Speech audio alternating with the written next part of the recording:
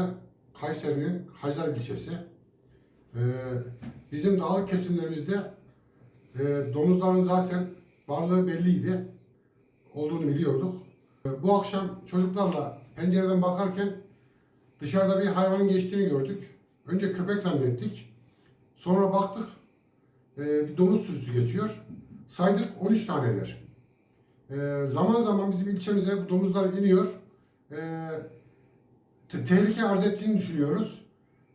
Gerek araçların önüne çıkıyorlar, gerek işte çoluk çocuğa saldırabilirler. Yetkililerden ilgilenmelerini bekliyoruz.